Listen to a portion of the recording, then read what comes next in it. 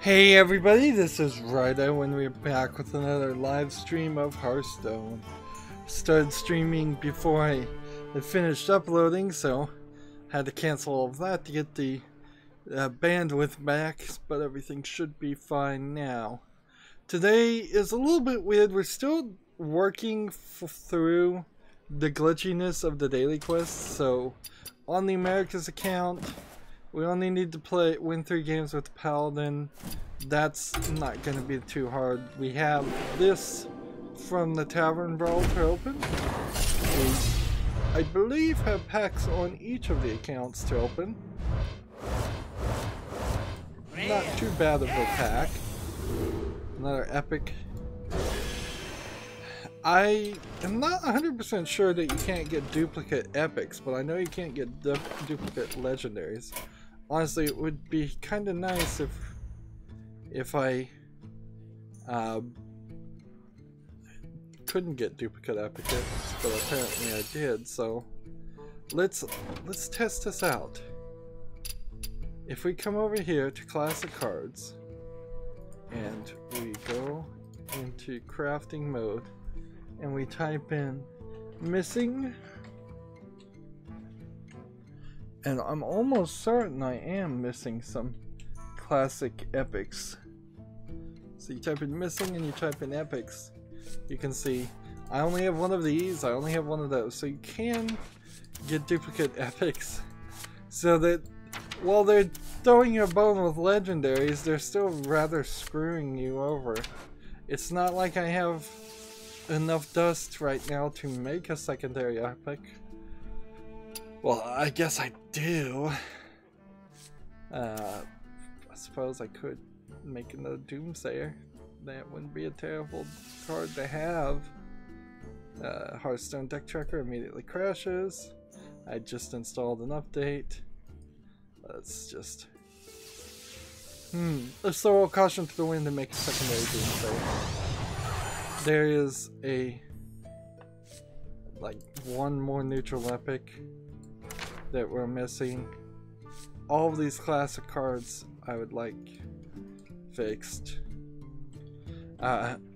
so that I have a complete classic collection, which people probably know by now, and that's gonna take quite a bit of work to get that done when the only missing card neutral that's not legendary is this Molten Giant.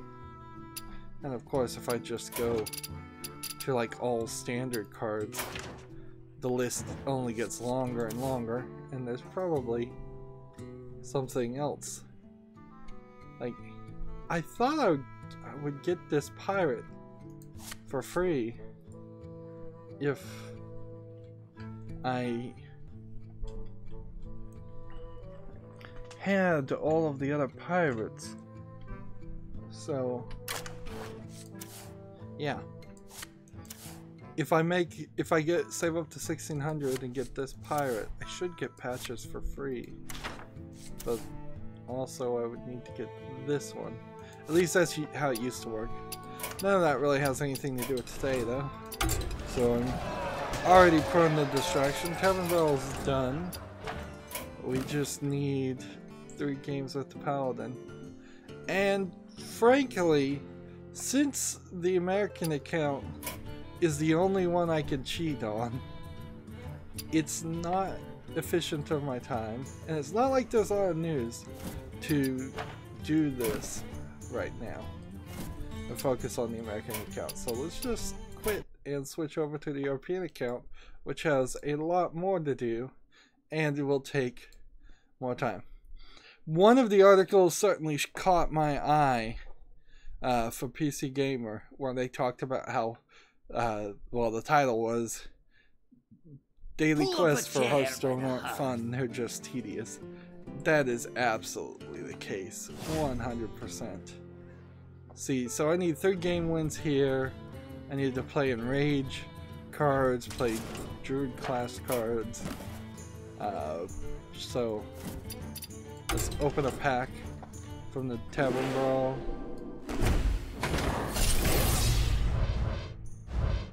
epic. 2 epics would have been better than 1. Golden common. And we can get rid of this golden common.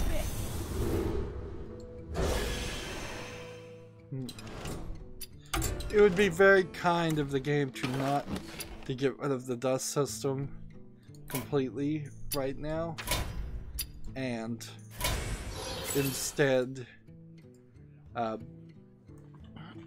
just guarantee you always get new cards when you open a pack. That maybe changes something. Maybe that makes things a little too easy for certain players, or it gives everybody a complete collection too quickly for Blizzard's taste, but honestly, I think it's the right way to go. So, druid cards. First thing to do is this custom druid 2 built around playing druid cards. No, it's built around playing 5+. So let's call it 5+, so we don't make that mistake again.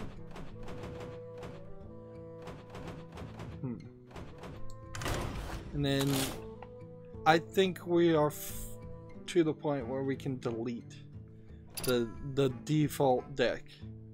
So here's the default deck with a lot of neutral cards that don't do anything and very few cards that do anything special. It's time for this to go away, and it's time we have enough cards to make a deck if we want.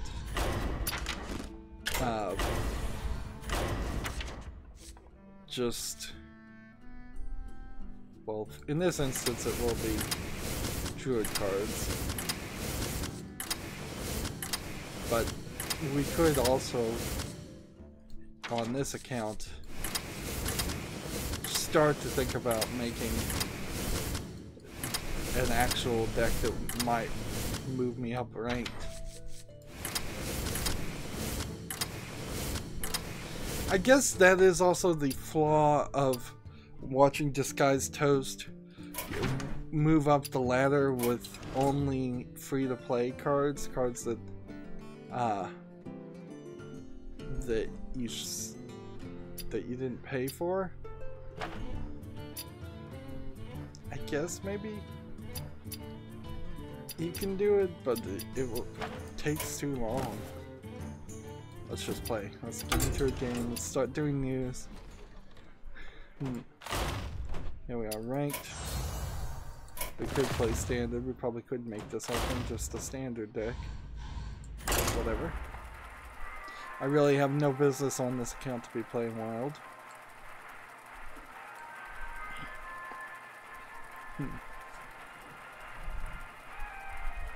So, first news article. There's a game called Pokemon Stars. Apparently, according to Eurogamer, the title is "So What Happened with Pokemon Stars?" A year ago, Eurogamer reported on Pokemon Stars an expanded version of Pokemon Sun and Moon, which sources have told us was pegged for release on Nintendo Switch this Christmas. Except, as you know, plans changed. So what happened to the Stars project? Why did Nintendo and the Pokemon Company change course? And what might Pokemon look like on the Switch when it does arrive a year on from its initial release? So this is almost an article of them explaining how they misreported something.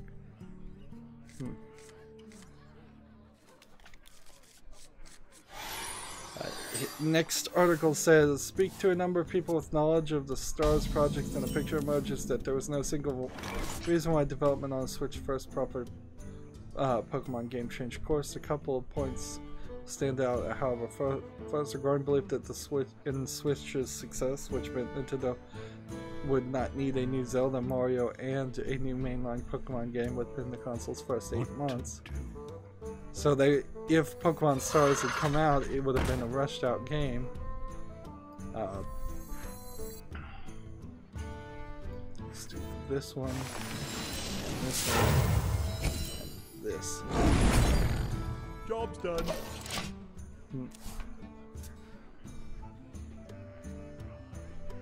I imagine a Pokemon game is coming to the Switch, and I guess that's what you should take from this.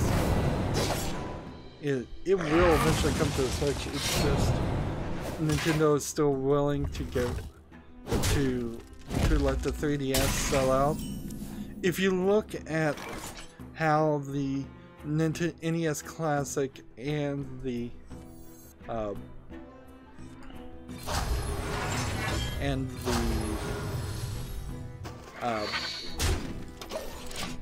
Super NES Classics both use old Wii and Wii U hardware, it could very well be that they just want to continue to sell 3DS units, and the new 2DS XL only came out a few months ago,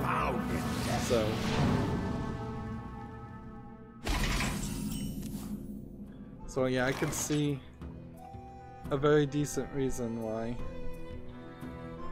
Let's see, deal 3 damage to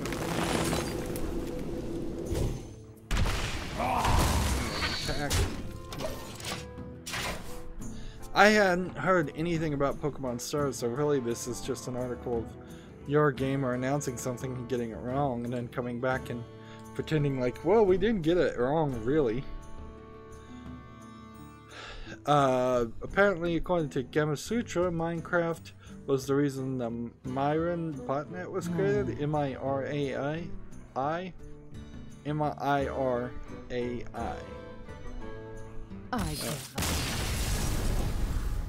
There's a quote below this: the kids are super smart, but they didn't do anything high level, they just had a good idea. It was the most successful Internet of Things botnet we've ever seen, and a sign that the computer crime isn't just about desktops anymore. What is this story, really? Let's see. Wired recently published a piece introducing several people who were involved in analyzing and investigating the biggest cybersecurity breach in 2016, caused by 3 college-age individuals who are looking to gain an advantage in Minecraft by creating the MyraNet botware. How are you going to really get an advantage in Minecraft doing that, though? Like, Myra was originally developed to help them corner the Minecraft market, but then they realized what a powerful tool they built. Then it just became a challenge for them to make it as large as possible. I must protect the wild.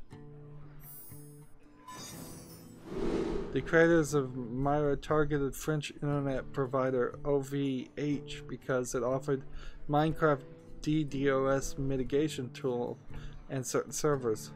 Why are these Minecraft servers getting hit so often? Question mark. The digital arms race in DDS is inexorably linked to Minecraft. This seems really crazy. Was this really going on in 2016? People were DDoSing other people's servers? These guys were making huge money, so it was your benefit to knock your server offline and steal your customers. Interesting. So people were offering dedicated Minecraft servers, and other people were DDoSing those dedicated Minecraft servers so that they could offer better Minecraft servers. That's some crazy news right there.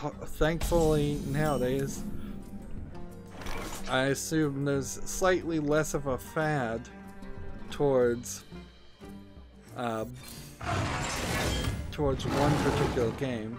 And while PlayerUnknown Battlegrounds is huge, there's also Overwatch, there's also several other games that people are playing, and nobody is so obsessively focused on that. Also, at the end of the day, Overwatch and PUBG have dedicated servers run by the creators of the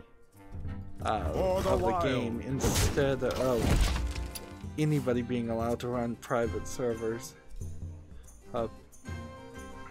I'm not sure there's too many games. Maybe Quick Champions could let you run private servers, or maybe there's some game out there, but not any of the huge ones. Yeah. Deal 3 damage, or deal 1 damage and draw a card. Let's deal 1 damage and draw a card. Let's see. Play this. The scourge will devour all. Hopefully this is the right move. Probably not.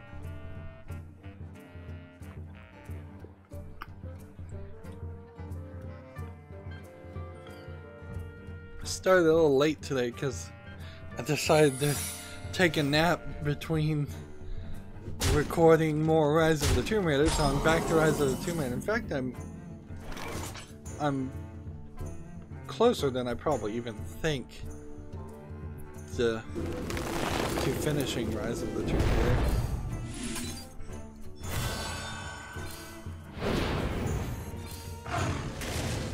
For the wild. But there's still a lot of collectible stuff that I might end up doing at the end. But after recording several episodes of that, my sleep schedule is crazy off, but it's actually working decently right now too. A lot of the stress and the extra effort I put into doing the RetroPie project is now getting caught up because I'm done with that and I don't have it to play with anymore. So since they were effectively Christmas gifts, that I can now relax, I suppose, subconsciously and for the wild. Regain some of that lost sleep. Not that you can ever actually regain sleep. So often I'll sleep for 4 hours, then get up for maybe 8 hours, if that much, and then sleep for 4 hours. Just in random times, which is certainly not a great way to be a live streamer, because scheduling is just going to be way off. But I knew I could never really stick to any kind of schedule on live streaming. That's why I don't live stream anything. The pre-recorded way is the only way, which probably is a distinct disadvantage to my channel, but I can only do as much as I can do, and it gets down to the point of no crying over spilled milk. Next story, the whimsical sandbox My Time and Pusher is due out in early access in January. Let's watch this trailer. I know this game by name, I've heard it, but yeah, it's a cutesy, very 3D, sort of Minecrafty, but a lot more, I would say. Let's see, let's just play this, and this.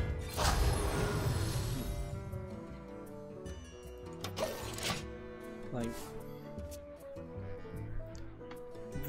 it's from Team 17. Team 17, what did they do? You require my assistance.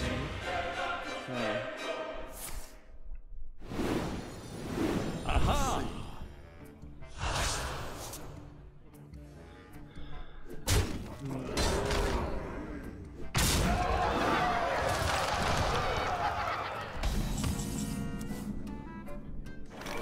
Let's see if we can find more about my Team 17, because that's the more interesting thing here.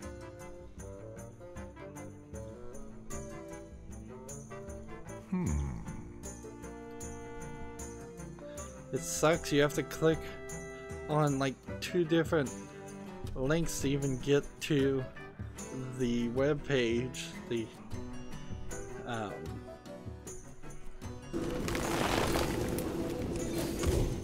Steam page from PC. From there I can highlight the developer and then right click it and search it through Google. So, Team 17, makers of the Escapist 2 Overcooked. Let's click it. And Worms. That's what they make. The Worms series. Which is, as an older gamer myself, that's what I recognize it from.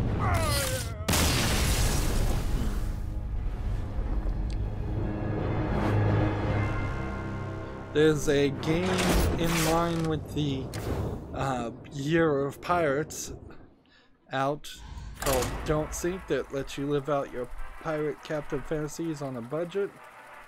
Let's see. It looks 8-bit as far as the graphics, like, and on low resolution 8-bit too. And those two things have started to mean different things.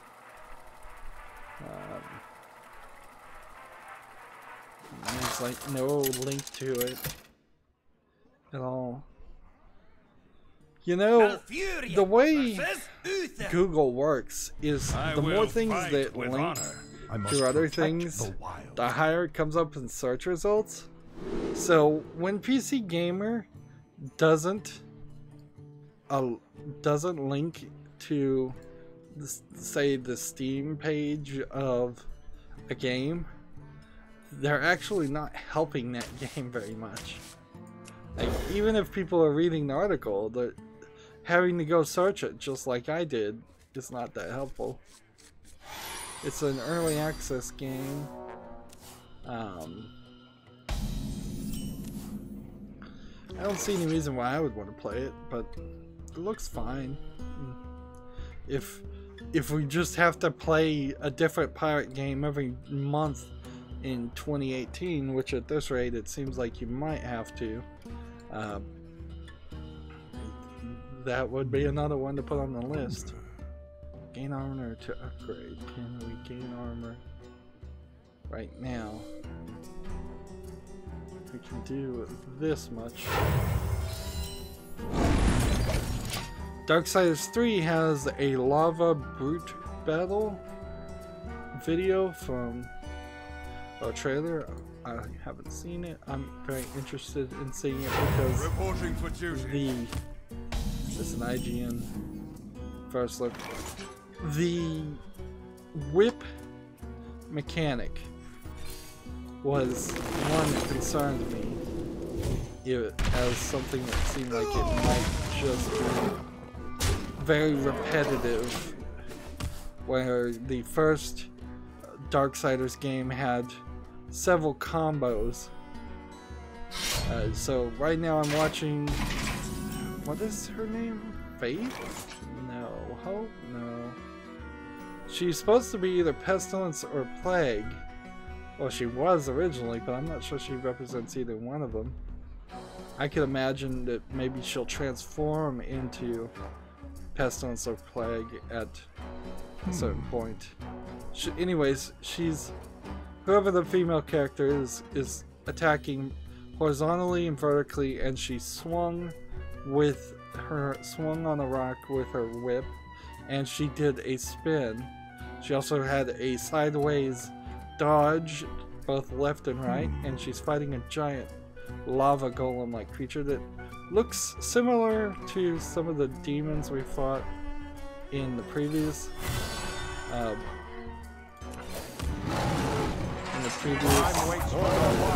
game. That's not a lot of footage to show off, but it is reassuring footage. Like, because it shows that there's probably some different button presses that are going to be focused around the whip attack, and that it will be a smooth and better game. Apparently Gunfire Games is working on this with THQ Nordic, so maybe that's the same people that worked on Darksiders 1 and 2, or maybe it's not. As far as the visual aesthetic, it looks very much like Darksiders 1. They're not changing much. You're still fighting skeletons. You're still getting skull points into you. I'm not seeing any red rage points, but that could just be that's something she doesn't have, or it could just be that it's not something that they've put in yet. If this was more of a platformer than a Zelda-like game, that'd be alright. It wouldn't ruin anything.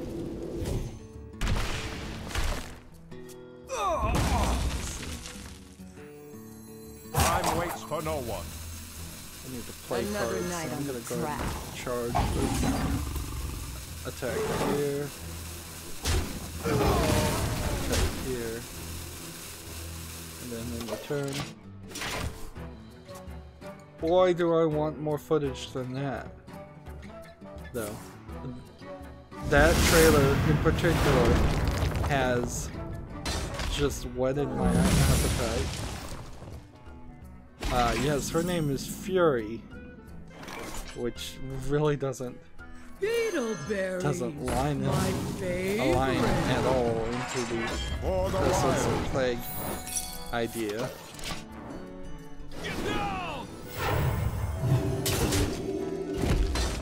But I imagine that's where this goes throughout the story, is Fury either gets pestilence powers, which allows her to shoot out like tiny bees, locusts, and insects, which would work. It would be a great secondary ability. Or she gets plague abilities where she can shoot out disease on the people. I could even see them animating her to like have a finisher move where she kisses enemies and then they die of some disease horribly. I really, a year ago, had no hope whatsoever that Darksiders would make it to Darksiders 4. Now there's actually a chance. I'm very surprised. And certainly that one, more than a lot of other games, has caused me to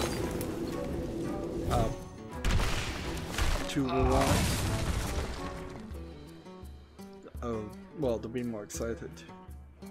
Now I have 2 1-mana cards I can play that really don't work on anything. Let's see, I could probably do this. There you go. This, and then this. Make it worthwhile. AOL is pulling the plug on AOL Instant Messenger. I thought they already announced that. There was a small contingent of people still using AOL Instant Messenger from a long time ago. But there's so many alternatives. It's not like this is a huge loss to society or anything. Remember, AOL, I believe, is owned by Yahoo now, if I'm not mistaken. So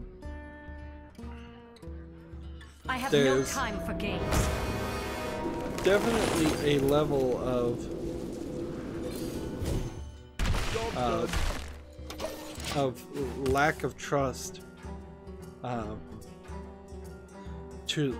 There's just a lack of trust you should put into anything AOL or Yahoo or Hotmail, because all that stuff is getting shut down.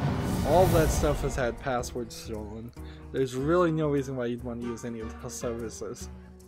Sadly, everything kind of is Google. Use Gmail, use Google search. They've just managed to make monopoly. Speaking of monopolies, Fox and Disney seem like they're going to be easily approved when they clearly should not be allowed to merge. Clearly that is a bad idea. Nothing should be allowed to merge with Disney, and frankly nothing should be allowed to merge with Fox. They're both huge companies that need to be broken up for antitrust reasons. When you hear stories of actors not getting paid their residuals and funny Hollywood accounting and just abuses of power, Let none survive. on top of the sexual harassment abuses of power, there's just way too much of that happening to allow power to be gained by the corporations so that they can continue to abuse their power and not pay residuals, not pay actors what they're worth, not make good movies designed to actually make profit, but instead make flop movies intentionally so they can write things off on the book. Look at the past 10 plus years of movies that come out in the theater.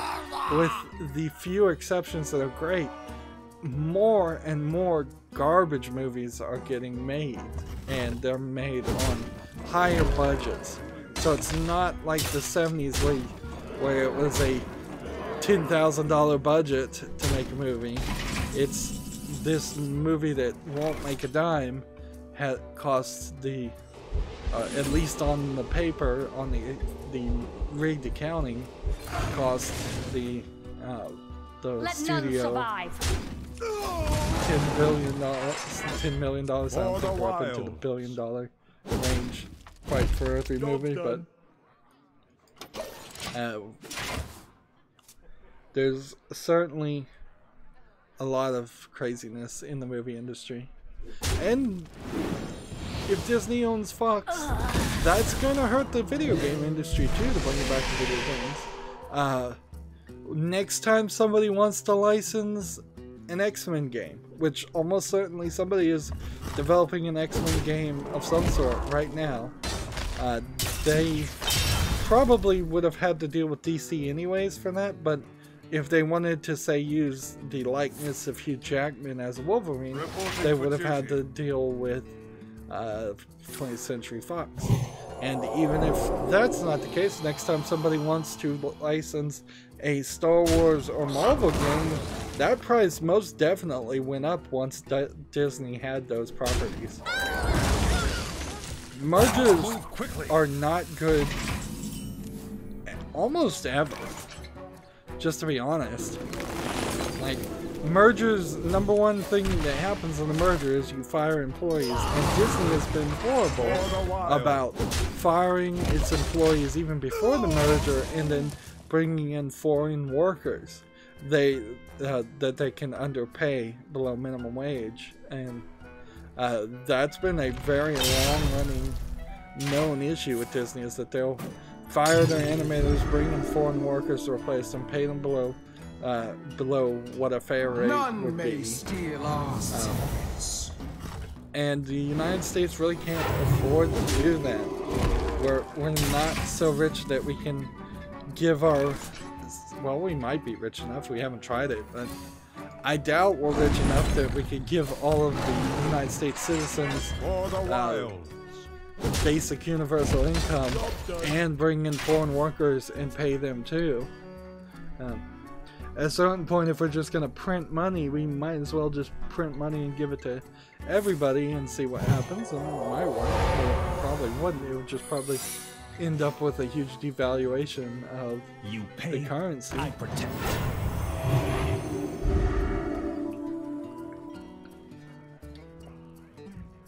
The thing about the foreign workers in Disney too is this is not, you can't even make that old tired cliched argument that they make with Mexican illegal immigrants in the United States, where they say nobody is willing to work the fields, which frankly that's probably not true either. People would work the fields, they just don't want to, they want to get paid a realistic amount, and it's easy, it's cheaper to use modern day slave labor and pay them almost nothing than it is to pay even minimum wage to do that rather grueling amount of labor to work in a field picking fruit. Moving on though, until in case I don't get into a rant. Nobody really should be happy about that merger. They are playing this off like, well, now the X-Men will be in the Marvel movies.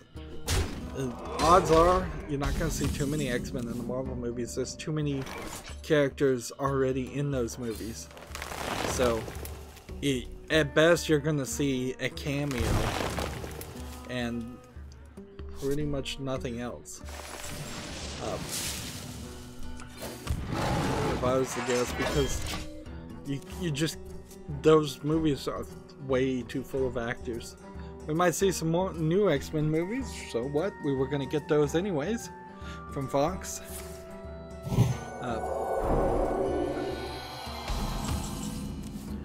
Anyways, moving on from one potential rant to another potential rant. Pepe the Frog emoticons have been removed from the Steam marketplace. Valve has removed the images following a DMCA takedown notice from the creator Matt Furie, F-U-R-I-E. It's probably not completely common knowledge that a lot of jokesters, memers, and actual I'm not sure if any actual alt-right people or neo-Nazi people were actually using Pepe the Frog as a character and as icons. I think a lot of it was just joking and memeing and pretending. Frankly, I'm not sure how much knowledge I want to assume most neo-Nazis and or actually have as far as their communication skills. Let's see, play 10 Enrage. Let's make an Enrage deck this time, which would be a warrior deck, so let's just delete this one to make room.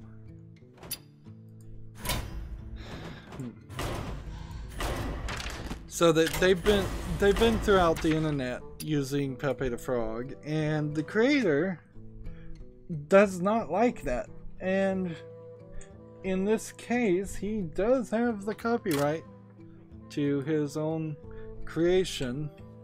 Pepe the Frog is just one of many characters in a kid's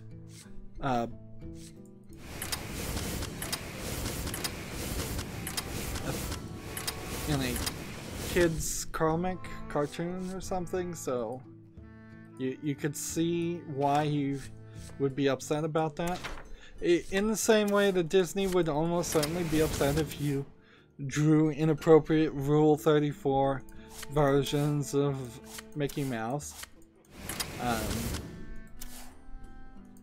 I suppose there is an argument for fair use, but it's very hard to make an argument for fair use when you're just using the same image, or you're just slightly changing it. Like, how could you make a Pepe and make it fair use? It would have to be an original art, not just a copy of his own creation, and it would have to be part of Transformed or part of something else. So if you were to do like a black and white pixelated version of Pepe, I think you probably would win in court if you're willing to go to court under a fair use claim. However, if you redrew Pepe and it looks drastically like the original drawings of Pepe, which I imagine there's quite a lot of them, so there's a lot that you could compare it to and claim somebody stole from. You probably fail. And since, like I said, these are just jokesters for the most part,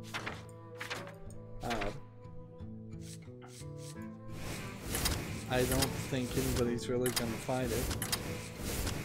So yeah, he's trying to do his best to not have his creation associated with neo-Nazis, and fair enough. Like, there's a similar instances in which the political candidates will just play random musicians' music during their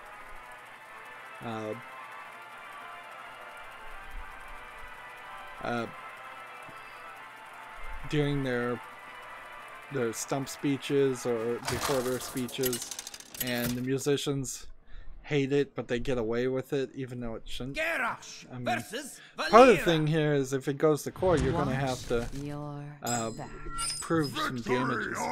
So Matt Fury's comic is called Boys Club, but 4chan and other sites have turned it into a meme.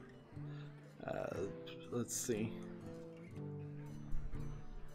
The interesting thing, I suppose, I would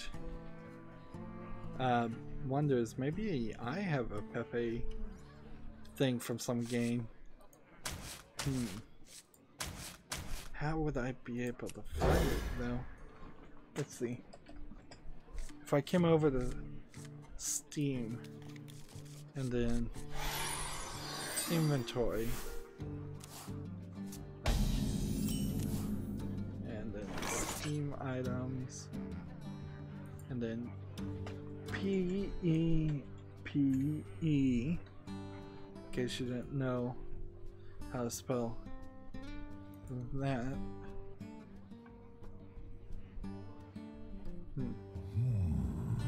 Let's see.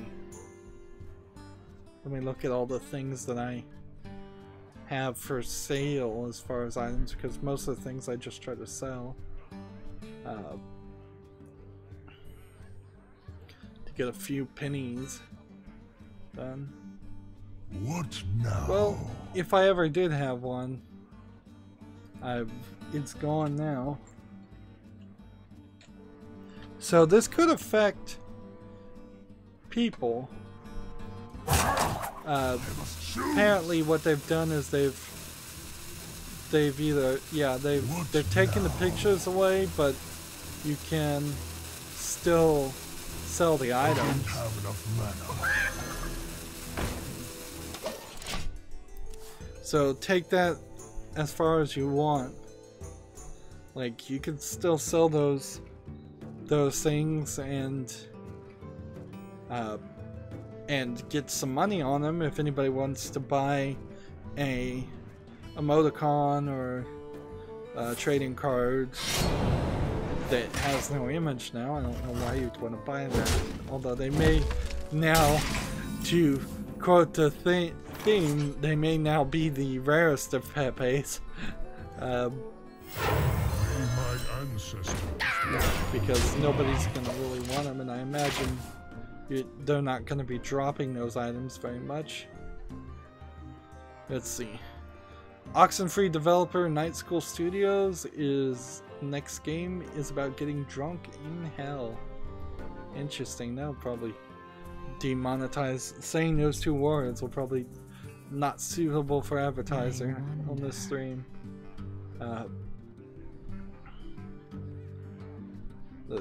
It is down to the point where, like, the words you say when you're reporting the news might get you demonetized in YouTube. I've seen at least one instance where it feels like that is the case. Bring it on. This is going to take a while to play all of these enraged characters. Let's see. So, this game called After Party, what is it, though? It kind of looks like it's a point and click adventure. Seems like you can switch between two characters, talking and drinking with people to move the story along. That's an interesting way to move a story along. There's probably been a few joke games where that has happened, where It's time for a little blood. you have to get drunk to move the story forward with somebody else. Bring it on. That's a rather Japanese idea of drinking with people and socializing through drinking, so although it's done a lot in America too and around the world, so I could see why there would be more of that.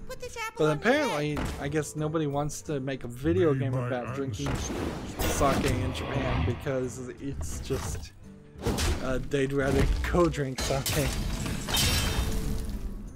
Kind of in the same way that there aren't too many games about playing football in the United States because people would rather either watch or play real football. Following the year of the pirate theme, Adventure Time is getting an open world pirating game next year. Now, what is Adventure Time going to really add to this? Well, you get the comedy and the characters from Adventure Time. Not a show I've actually watched, so I don't know too much about it. But I know it's relatively beloved, and it definitely has some fans. I played an Adventure Time card game on my phone for a short while. I think I still have it installed, but I probably should uninstall it at this point because I'm not playing it. It was one of those instances where I didn't want to play any games on my PC, so I started playing something on my phone. There's a game called Photographs, which is a story-driven puzzler from the maker of You Must Build a Boat. So, You Must Build a Boat, the sequel to 10,000. This guy that makes these games seems to stick to a higher resolution 8-bit style, rather simplistic game play, repetitive dual matching games, but he is also rather consistent. One of the worst things I think I can say about him is actually that he has a tendency to not lower the price on his games very much. So I've been trying to get You Must Build a Boat for a while. I've been keeping an eye on the price, and it isn't great. 88 games is this coming. Give that minion a turn to get ready.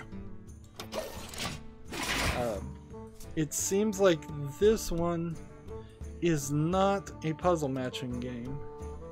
If anything, it's a bunch of mini games instead, kind of like a WarioWare element, and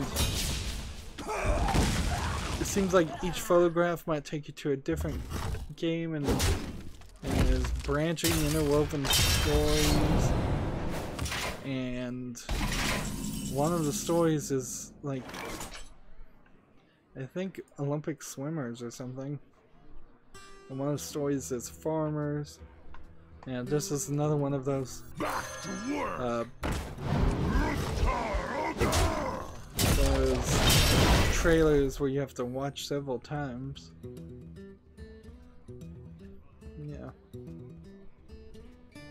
Yeah, one seems to be a Western miner. Let's give this guy some extra health. Yeah, one looks like it's a farmer. One of them looks like an ice skater, maybe.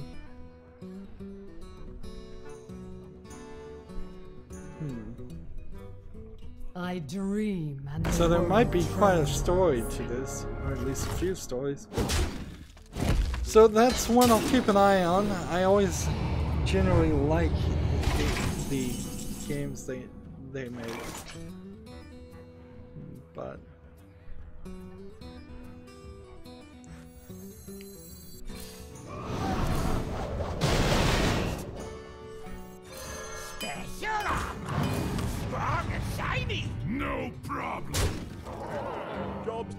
Fire Emblem Heroes adds Winter's Envoy heroes of Lisa, Chrome, Robin, and Tarja. Let's watch this trailer. It seems like for the people playing Fire Emblem Heroes, which I believe is a cell phone game, they're adding some anime girls, it looks like, in Santa Claus sort of bikini outfits. It's a very anime thing to do. Well, not all of them. This one is a Santa entire dress. It's almost impossible to see this because it's a vertical screen. And this really seems like a cell phone game, so it's not really anything. There is a guy in a Santa's outfit. Alright.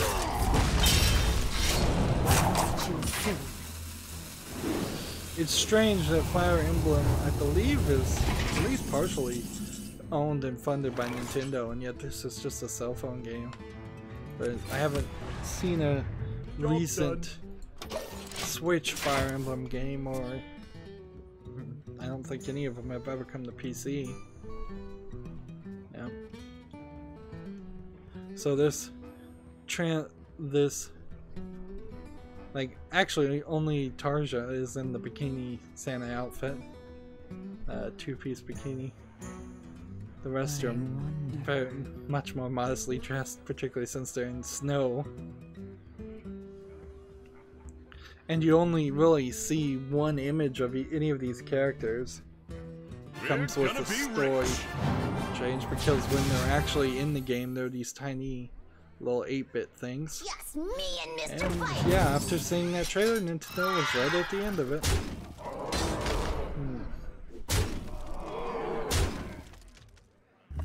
Nintendo more and more pushes to not just be for kids. I imagine that will work. Here's a blast from the past, pretty much. If you own the original PlayStation 3, the fat PlayStation 3, you can sign up for the other OS class action settlement to get up to $65. You need either a serial number or your login, or the email you use to make your PSN account, and you need to either have used the other OS, known about the other OS, or felt you lost something about the other OS, and then you're swearing it. The other thing is you have to actually have bought it at an authorized retailer, which eliminates me from filing at this. I do own a fat PS3, but I bought it from a co-worker, so I didn't buy it from an authorized retailer store. I bought it used. And I suppose I could try to hunt down that co-worker, say here's the serial number, fill this out, and you might get $65 in a class action settlement that won't probably ever pay out. It only covers US people who between November 1, 2006 and April 1, 2010 purchased the PlayStation 3 in the United States from an authorized retailer. I imagine I could probably lie, but it would be perjury if I did, just to maybe get $65. Not really worth the effort. Moving on, the game Hokuto ga Gotoku has been delayed to March 8th in Japan. What is this game? Was this yet another fighting game? Oh, like, it's a Fist of the North Star action-adventure game from the studio behind the Yakuza series. It was originally planned to come out February 22nd, 2018, and now it's coming out in Japan on March 8th. And who knows if the Fist of the North Star game will ever come out in the West or the rest of the world. There's a game called Blazing Legion Ignition. I may have already talked about this. They're saying it's PC gamers saying it's Top Gun meets Gundam. It's an upcoming mecha pilot game in the 90s aesthetic and some real sweet lasers. Let's watch the trailer and see what I think about it. I think I have seen this trailer before.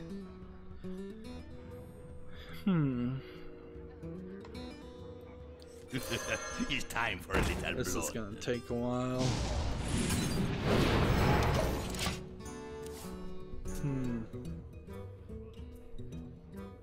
Yeah, this is a really fast-paced Gundam-like game, and I am not sure if that's not going to make it rather unplayable Trust when we the get it around, pirate's when it comes out. I'm in charge now.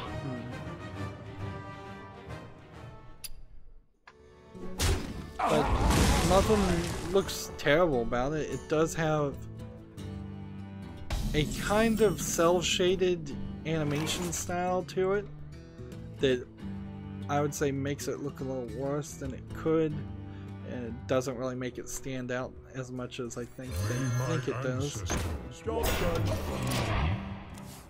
But I'd still be willing to go on this.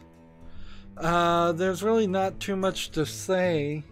FCC voted to kill net neutrality directly. Everybody who was expected to vote to kill it, basically the 3 Republicans on a 5-person panel voted to kill it, and the 2 Democrats voted to maintain net neutrality. And now states and other organizations are going to try and sue and stop it, and who's to say any of this happens? It very well may be a case that everybody fails, that people freaking out and putting images on their Facebook is not enough. You have to actually talk to congressmen, and maybe that's not even enough. Maybe you have to actually file lawsuits and form super PACs and vote people out of office, and very possibly we just have to wait until the next elections to vote people who are against net neutrality out of office. Even a city official, even a county or state official might need to be voted out of office, so they can't gerrymander districts, so that the federal officials of the senators and congressmen can't get easy re-elections. People really need to be active, not just on this topic, but all topics, because clearly it's been way too easy for the wrong people to be allowed to be put in the power, and those wrong people are clearly getting bribed by large corporations, which, again, when you get back to the Fox and Disney merger, mergers are bad. Large corporations are bad for society. There's no way to get around it. There isn't a single large corporation out there that isn't stepping on the necks of people on a daily basis. And yes, it's personally going to be bad for me if net neutrality goes down, because that might drastically change or destroy YouTube and people's ability to watch YouTube. It might drastically change my ability to upload videos even if YouTube is still there. It might drastically change my ability to even get news or watch other videos or listen to other podcasts. You love my new recipe. It could potentially change my entire lifestyle for the worse, because I'm always taking in information via the internet. And if I am regulated to watching local news on my TV, my entire worldview would be changed.